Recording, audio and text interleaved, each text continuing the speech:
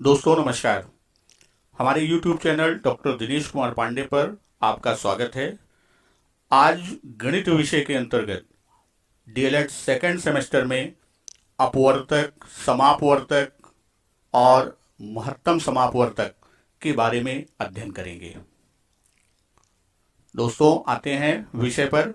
तो आज का जो टॉपिक है उसमें सबसे पहले हम लेते हैं अपवर्तक। अपवर्तक है क्या? फैक्टर और डिवीजर की बात हम करते हैं। तो यदि कोई संख्या किसी दूसरी संख्या को पूरी तरह विभाजित कर दे तो विभाजित करने वाली संख्या को विभाजित होने वाली संख्या का अपवर्तक कहते हैं। दूसरे शब्दों में हम कह सकते हैं कि जो संख्याएं किसी दी हुई संख्या को पूरी विभाजित कर देती है तो उन्हें दी हुई संख्या का अपवर्तक कहते हैं। जैसे मान लीजिए कोई संख्या हम लेते हैं 18। तो 18 को क्रमशः अगर देखा जाए तो 1, 2, 3, 6, 9 और 18 क्या करती है? ये पूरी तरह से यानी यह पूरी विभाजित कर देती है। तो यहां यह देखा जाएगा, यह क्या करती है? यह इसे पूरी विभाजित करती है। तो इस तरह हम कह सकते हैं कि 1, 2, 3, 6, 9 और 18 ये कौन सी? 1 से लेकर 18, 1, 2, 3, 6, 9 और 18 को क्या कह सकते हैं कि इसे 18 का अपवर्तक कहेंगे।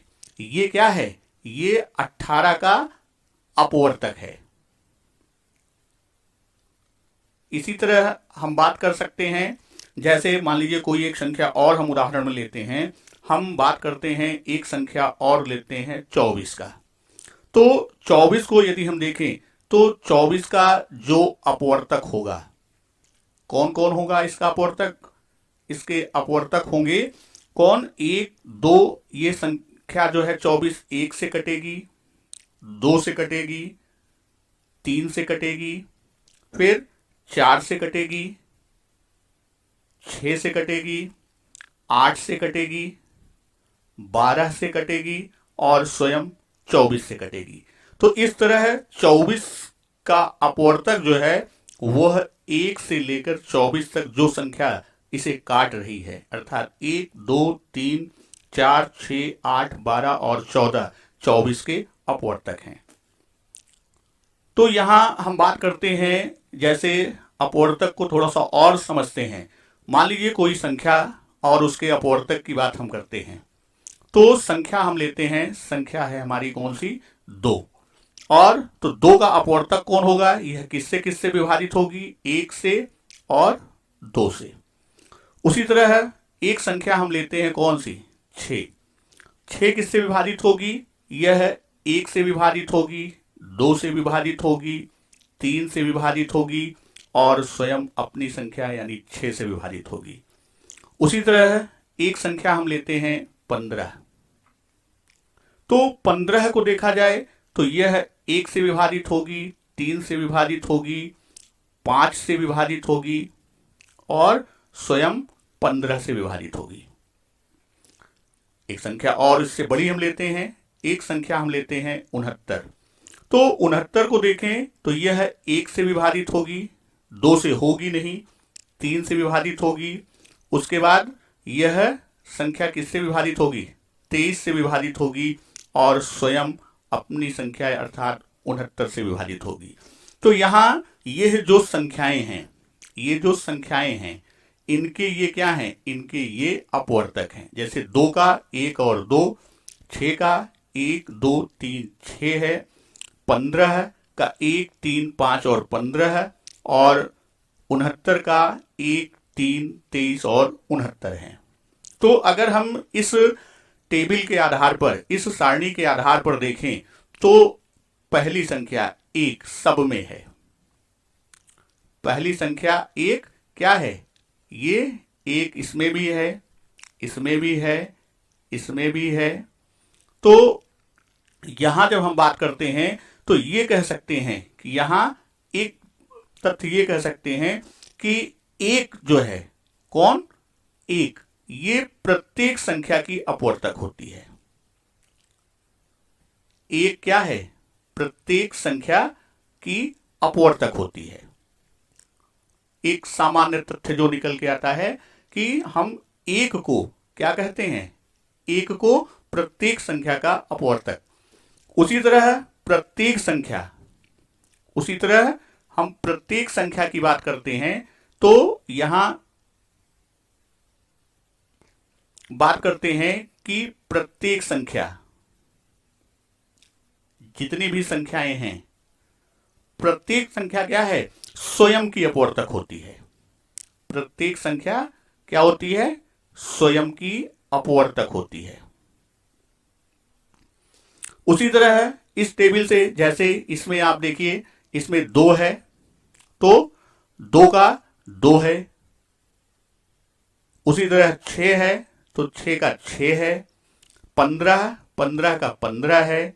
69 का 69। अर्थात प्रत्येक संख्या अपनी स्वयं की अपवर्तक होती है। अब दूसरी, किसी संख्या का प्रत्येक अपवर्तक, यहां एक चीज ये कि किसी संख्या का प्रत्येक अपवर्तक,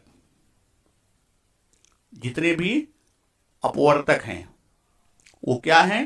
प्रत्येक अपवर्तक उस संख्या का एक पूर्ण विभाजक होता है। क्या है? उस संख्या का पूर्ण विभाजक होता है। उसी तरह अगर देखा जाए तो प्रत्येक संख्या की, जितनी भी हमारी संख्याएं हैं, प्रत्येक संख्या में अपवर्तकों की संख्या क्या होती है? अपवर्तकों की संख्या सीमित होती है। अपवर्तकों की संख्या सीमित होती है।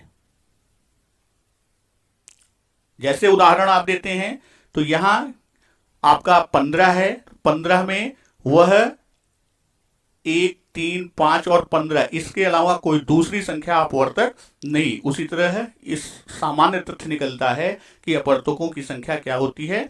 अपवर्तकों की संख्या सीमित होती है। दूसरी चीज, संख्या का प्रत्येक अपवर्तक। यहां एक तथ्य और है कि कोई संख्या है तो संख्या का प्रत्येक अपवर्तक क्या होता है? उस संख्या से, संख्या का अपवर्तक जो है उस संख्या से या तो छोटा होगा, उस संख्या से या तो छोटा होगा या उस संख्या के बराबर होगा। तो यहां अपवर्तक की बात किया हमने संख्याओं के आधार पर कि अपवर्तक है क्या, और एक इस टेबल के माध्यम से ये देखा कि कोई संख्या है तो उसके अपवर्तक जो उसे विभाजित कर रहे हैं।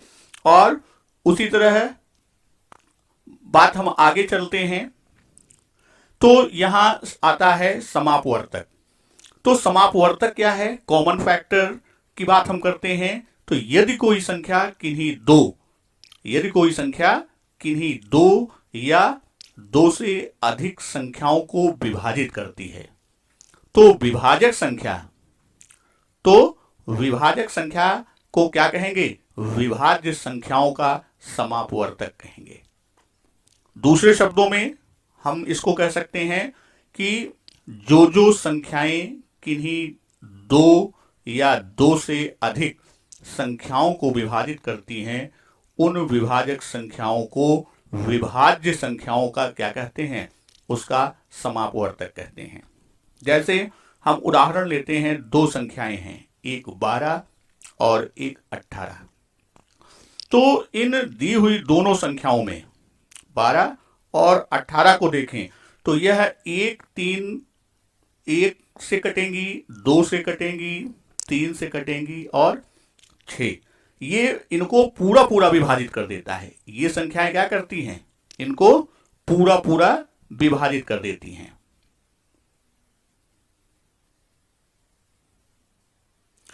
तो अब यहां 1, 2, 3, 6 को 12 और यहां जो 1, 2, 3, 6 ये पूरा पूरा विभाजित कर रही हैं, तो हम कह सकते हैं कि 1 2 3 6 ये क्या हैं, 12 और 18 के समापवर्तक होंगे।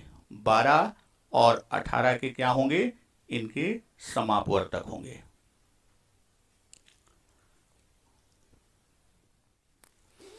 अब बात करते हैं हम महत्तम समापवर्तक HCF हाईएस्ट कॉमन फैक्टर की बात करते हैं। तो महत्तम समापवर्तक है क्या, वह बड़ी से बड़ी संख्या जो दी हुई 2 या 2 से अधिक संख्याओं को पूरा पूरा विभाजित कर दे। दी हुई संख्याओं की मासा कहलाएगी, अर्थात वह बड़ी से बड़ी संख्या जो 2 या 2 से अधिक संख्याओं को पूरा पूरा विभाजित कर देगी, उसे हम क्या कहेंगे, उसे दी हुई संख्याओं का मासा या महत्तम समापवर्तक कहेंगे। अर्थात दी हुई संख्याओं को विभाजित करने वाली संख्याओं में से जो सबसे बड़ी होती है उसे क्या कहेंगे, उसे मासा कहते हैं। समापवर्तक में जो सबसे बड़ा होता है, समापवर्तक जो अभी पहले हमने देखा, समापवर्तक में जो सबसे बड़ा होगा वही क्या होगा, वही मासा होगा। अब यहां यदि हम बात करें, जैसे वहां पर हमने लिया था कि 12 और 18, समापवर्तक में हमने बात किया था 12 और 18, इन दोनों का जो समापवर्तक था वह समापवर्तक थे 1 2 3 और 6। तो अब इसमें क्या कह रहा है कि समापवर्तक में जो सबसे बड़ा होता है, तो इन समापवर्तकों में सबसे बड़ा समापवर्तक कौन सा है, सबसे बड़ा समापवर्तक 6 है। तो इस प्रकार हम ये कह सकते हैं कि 12 और 18 का मासा अर्थात महत्तम समापवर्तक कितना होगा, महत्तम समापवर्तक 6 होगा। अब यहां बात करते हैं हम भाज्य और अभाज्य संख्या की। भाज्य संख्याएं क्या हैं, वे संख्याएं, अभाज्य संख्याएं पहले बात कर लें, वे संख्याएं जो एक और स्वयं के अलावा किसी और संख्या से न विभाजित हो, अर्थात वह एक से विभाजित होगी और स्वयं से विभाजित होगी, तो उन संख्याओं को हम क्या कहेंगे, उन संख्याओं को अभाज्य संख्याएं कहते हैं। दूसरी तरफ भाज्य संख्या क्या है, जो संख्याएं एक और स्वयं के अलावा अन्य संख्याओं से भी विभाजित हो जाए उसे हम क्या कहेंगे, उसे हम भाज्य संख्या कहते हैं। अब यहां अपवर्तक के उसमें देखिए, जैसे संख्याएं हम लेते हैं, संख्या 1 लेते हैं, तो इसका अपवर्तक क्या होगा, 1 होगा। यहां अपवर्तकों की संख्या कितनी हुई, 1 हुई। संख्या 2 लेते हैं, तो 2 में इसके अपवर्तक 1 होगा और 2 होगा, इसके अपवर्तकों की संख्या 2 होगी। उसी तरह हम संख्या 3 लेते हैं, तो 3 भी इसका अपवर्तक 1 और 3 होगा, इनकी अपवर्तकों की संख्या कितनी है, 2 है। यही संख्या जब हम 4 लेते हैं, तो संख्या 4 में अपवर्तक 1 होगा, 2 होगा और 4 होगा, तो यहां अपवर्तकों की संख्या कितनी हो गई, 3 हो गई। उसी तरह हम संख्या 6 लेते हैं, 6 में लेंगे तो 6 में क्या होगा कि 1 होगा इसका अपवर्तक, इसका अपवर्तक 2 होगा, इसका अपवर्तक 3 होगा और इसका अपवर्तक 6, अर्थात यहां अपवर्तकों की संख्या कितनी है, 4 है। तो यहां देखते हैं कि जो संख्याएं अर्थात जिन संख्याओं में अपवर्तक 2 या 2 से अधिक होंगी, जैसे यहां 3 अपवर्तकों की संख्या है और 4, अर्थात संख्या 4 और 6, इनमें अपवर्तकों की संख्या 2 से अधिक है, तो ये कौन सी संख्याएं कहलाएंगी, ये भाज्य संख्याएं कहलाएंगी। और ऐसी संख्याएं जिनके अपवर्तक 1 और स्वयं वह संख्या होगी, अर्थात उनकी संख्या क्या होगी, 2 होगी, वह क्या होगी, वह अभाज्य संख्या होगी। अब यहां बात आती है 1 की, तो एक संख्या जो है उसका एक ही अपवर्तक है, इसलिए इसे न तो भाज्य मानते हैं और न अभाज्य मानते हैं। यह न तो भाज्य है और न ही अभाज्य है।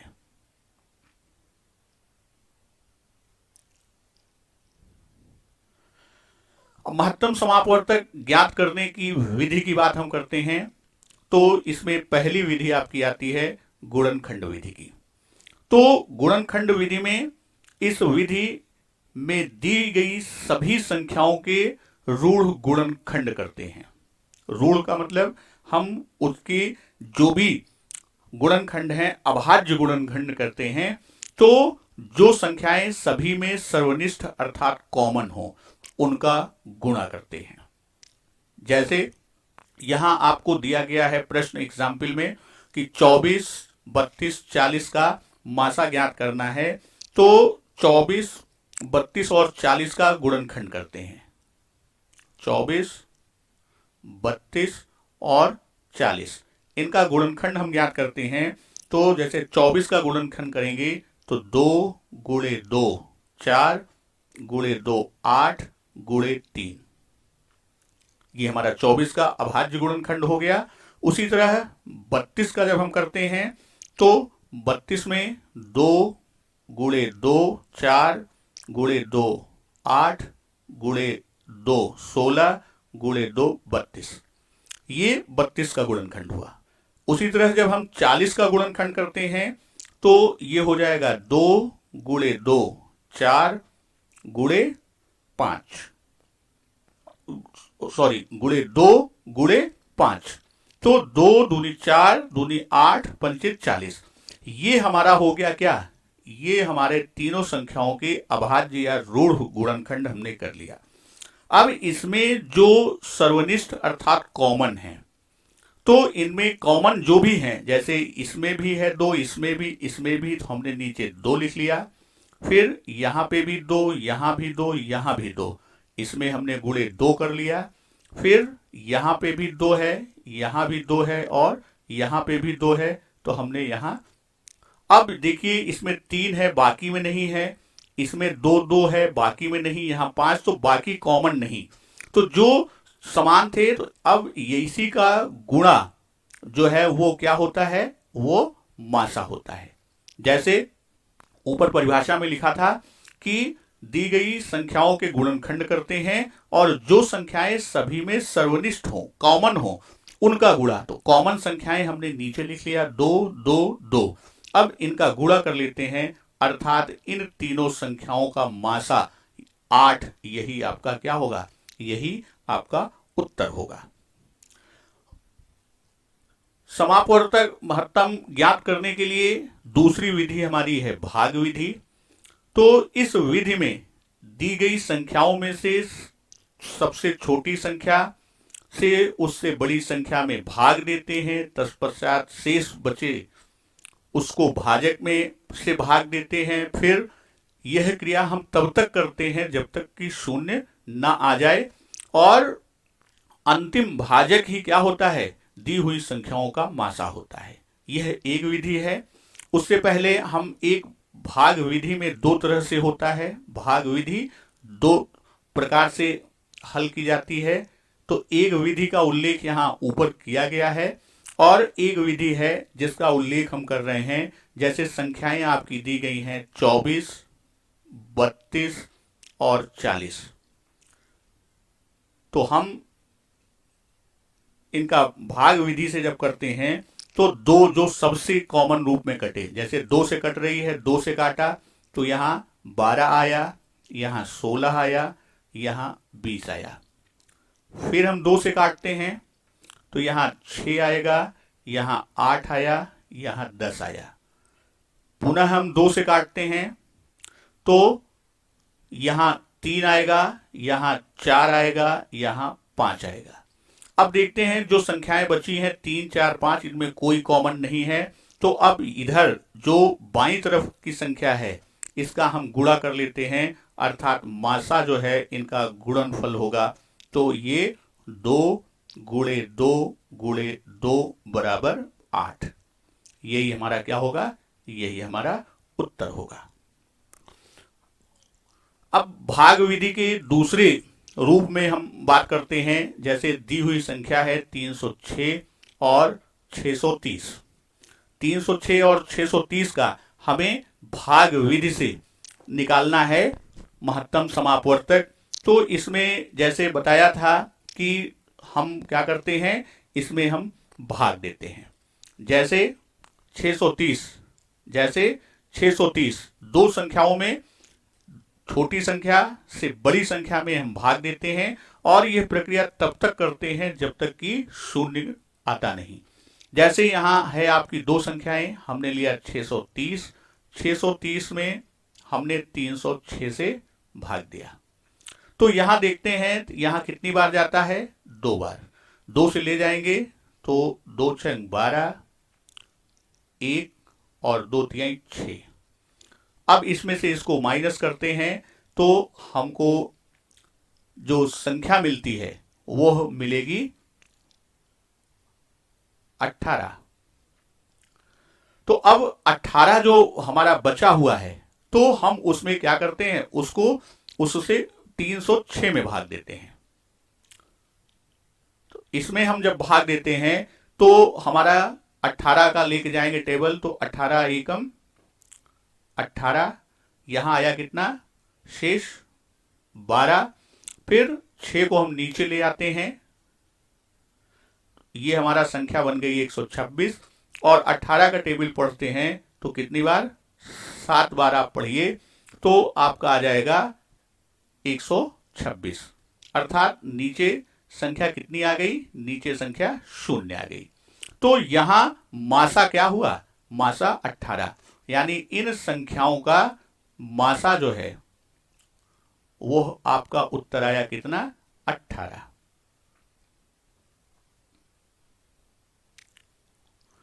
अब वही भाग विधि का हम प्रयोग करते हैं। तो भाग विधि के प्रयोग में अब 3 संख्याएं दी हैं। इससे पहले हमने 2 संख्याओं की बात किया था, अब संख्याएं दी हैं 118, 189 और 231 का मासा भाग विधि से लेना है। 168, 189 और 231 का मासा हमको ज्ञात करना है, किससे, भाग विधि से। तो अब यहां जब हम बात करते हैं तो 189 में 168 से, यानी 189, 168 से हम भाग देते हैं। तो यहां जब हम भाग देंगे तो एक बार जाएगा तो 168। अब इसमें से इसको हम माइनस करते हैं, घटाते हैं, तो यहां आएगा 9 में से 8 गए 1 और 8 में से 6 गए 2, 21। अब 21 से हम किस में भाग देंगे, 168 में। तो 168 में जब हम भाग देंगे तो ये कितनी बार, 8 बार जा रहा है। तो 8 एकम 8, 8 दूनी 16। तो यहां आ गया कितना नीचे, 0। तो अब 2 संख्याएं कौन कौन सी, 168 व 189 का मासा जो है, इसका मासा कितना आ गया, 21। तो जब इसका मासा 21 आ गया तो अब इन 2 संख्याओं का मासा, और अब जो अगला हम भाग करेंगे तो वह 21 और 231, हम इनके बीच मासा ज्ञात करेंगे। तो अब 231 में हम क्या करते हैं, इनके मासा के लिए 21 से भाग देते हैं। 231 में हम क्या करेंगे, 21 से भाग देंगे। तो यहां एक बार जाएगा,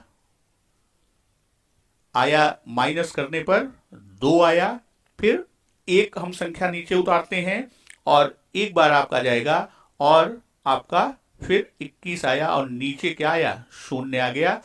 तो अब हमारा मासा जो लास्ट में हमें मिलता है वही हमारा मासा। तो हम ये कह सकते हैं कि 168, 189 व 231 संख्याओं का मासा जो है, इनका मासा कितना होगा, इनका मासा 21 होगा, और यही आपका आंसर होगा।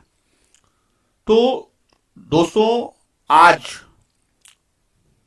अपवर्तक, समापवर्तक, महत्तम समापवर्तक, भाज्य और अभाज्य संख्याएं तथा महत्तम समापवर्तक ज्ञात करने की विधि के बारे में उदाहरण के साथ देखा गया। अगले वीडियो में अगले नए टॉपिक के साथ आते हैं। धन्यवाद।